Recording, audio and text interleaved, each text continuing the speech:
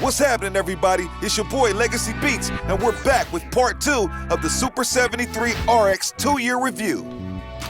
Things that I wish it had. I would say it needs a stronger, more iron-based pedaling system. It would also be nice, it feels like even with the 10-speed, I have a 10-speed upgrade on this bike. It was like $200 to do that. It still seems like the bike is missing a gear or two. So I think it's a 6-speed, but it needs to go up to like 8 or 9. That's crazy. But we want to get it to where people can continuously pedal when they're riding. And another thing that I've noticed some bikes can do that this one can't do is the programming, the app that comes with this bike. This bike will not allow you to coast. That is something that I don't like when it goes up to 30 miles an hour. It'll easily go up to 30, but it will not let you coast past 30. It will stop you. The motor will slow you down and will govern itself. That's not truly how motion works. Maybe they were trying to save themselves from legality issues with the law and licensing. I understand that.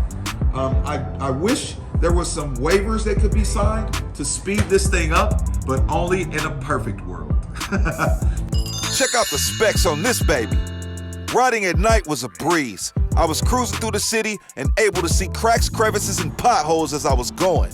Riding downtown at this temperature definitely had some differences on the battery while you were getting your roll on. I'm also going to customize my bike. If you notice around my seat, I have a locking mechanism that I like to pull out.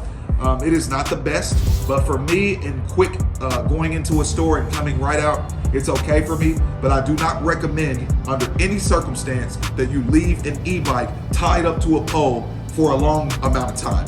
Don't do that to yourself, and don't do it to your wallet. Don't do it. Okay, so falling. Let me give some pointers on falling. Okay, let's talk about slicing a curve. Okay, so you guys know how curves are straight, right? Or they curve. With these specific tires, especially the GRZLYs, you don't want to come at that curve at an angle. You always want to come at it like a T. If you come at it like an angle, these will grip the sidewalk so weird that you will slide and you will fall. I do have the war wounds to prove that. It's not good. Of course, you know grass, leaves, dirt, debris, any of that stuff can lay you down. So you guys need to understand when you're seeing like a computer, when you're driving, you need to learn to identify the different textures of the road and the street while staying aware for your safety. Rule number 1 on this bike, always wear a helmet. Always. Don't leave unless you got a helmet. I have fallen off this bike without a helmet, and with my experience of being a dirt bike rider who knows how to fall, I saved myself, but it was very stupid and very cocky. Don't kill yourself. Wow, I was the attention of the year for a year. I mean, people love this thing. They still love it. They still look at it. They still admire it. One of my neighbors loves it so much, he actually ordered one and it's on the way. So I've been promoting this bike and letting people see it and feel it and touch it. I really think that the company could benefit from allowing people to have these models at a store for testing. There's a lot of people that think other bikes are similar to this, and I got news for you. No, there's some other bikes that are similar, the Scrambler, a couple of the other ones. But if it's not one of those that looks similar to this with the fat tires and it's stylish and you've heard about it, most likely it's gonna give you a different ride. But what I can vouch for is I absolutely love when I take and twist and turn my suspension and break it down based on what I want to do as a rider that day. Sometimes I like to be bouncy, pull some tricks, and do some things. Sometimes I just like to cruise and take it easy. If you're cruising, make it stiffer. If you're jumping, make it bouncier, right?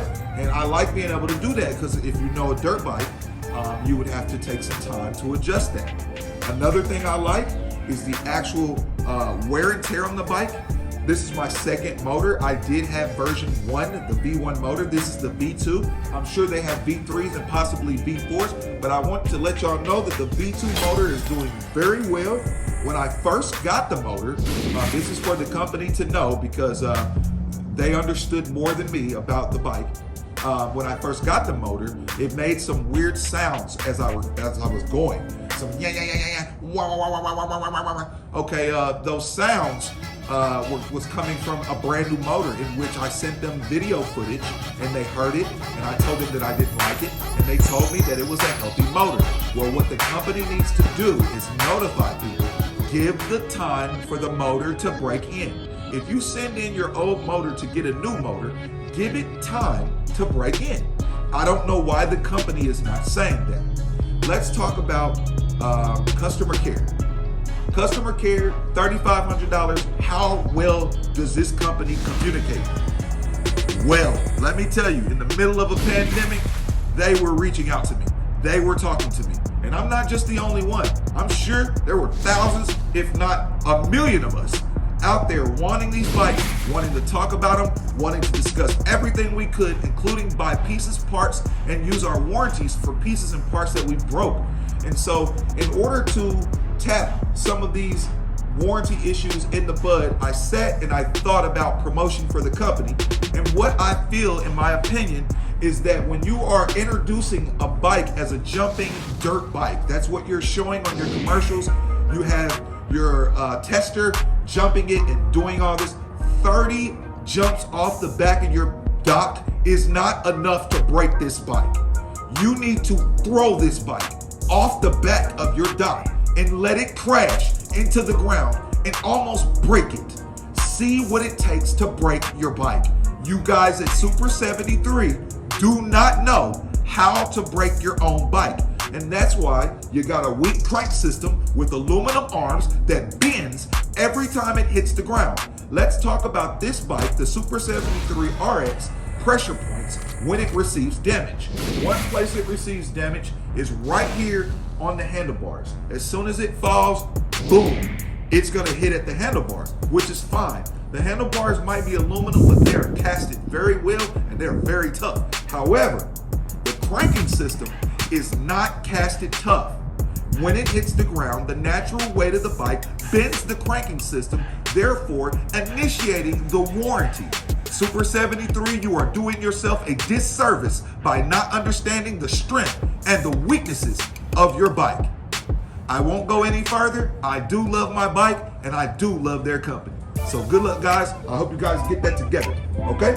So stay tuned. I'll be back. Let's enjoy some more riding. All right, let's go, E-Trolls, let's go.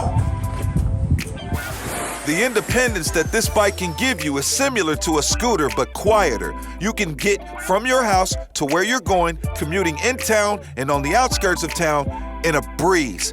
It's just beautiful how this thing works. But the question is this bike for me?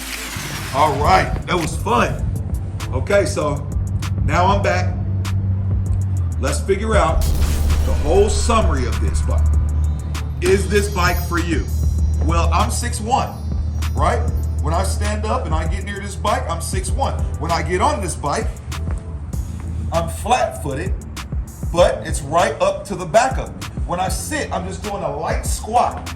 The seat that I have is much more comfortable. Super73, please get rid of your race seats. This bike is not a racing bike. It is a cruiser bike. Do not advertise or display or show the world that this is a racing bike. The Suron is a racing bike, not the Super73 RX. You can race it, but it is not a racing bike.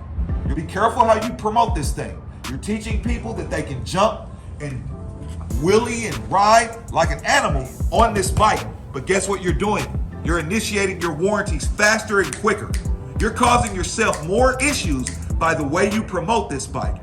You need to relaunch your campaign with cruiser style videos. Stop with that in the dirt, jumping hills, jumping mountains. Don't do that. You are showing people that they can do these things. And when they break the bike, your warranties come in and people want to get rid of these. About half the people that have purchased this bike half love it and half hate it. So from that perspective, you need to pay attention to your future. It is not guaranteed that your company will last through the next 4 to 5 years. It's not. You have competition, all right? So as far as the battery did pretty good. As far as the torque on the engine, I really felt like the torque could use more. I did update by using the app for the V2 motor. I updated it and made sure that the motor had as much torque as it had, and I did notice a difference, but it's not enough. I definitely feel like if this motor has to be bigger and only reach 30 miles an hour, but has lots of torque to go up a hill, it is completely necessary at the financial budgeting of $3,500. Completely necessary.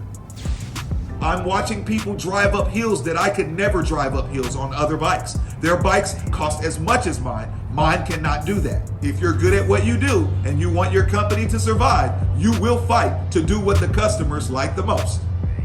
Thank you for that. Okay, so on the front of my bike, I have not gotten my custom light just yet. I do have a cell phone mount, and like I said, I have a JBL speaker right here down below for my Bluetooth tunes. I absolutely love this bike. I would not trade it for the world. I am going to get another electric bike as my speed needs are unsatisfied with this one. But as far as this being a cruiser that you can take around the police and downtown, this is amazing. They will not touch you. All you have to do is avoid pedestrians and stay at a cool, calm speed, and you're good to go. All right, y'all, it's getting a little nippy. I gotta get back to the house. Sun's going down. We here in Indiana, man. It's been a blast. Super73, thank you again. I really appreciate everything that you're doing. I'm a connoisseur of all things portable. I love to sell things, and I am one of the best salesmen that this state probably has. So, without further ado, shout out to my e-trolls. Make sure y'all check down below in the description for my self-produced music that you will hear during this video, and you will hear some more of my songs during this video that you can also access down below and on every digital website that services music, okay? My name is Legacey, Legacey. Holler at your boy, e-trolls. We out. Peace. Make sure you hit that like and subscribe button down below so you can tune in for more videos from Legacey Beats. Catch you on the next one, e-trolls.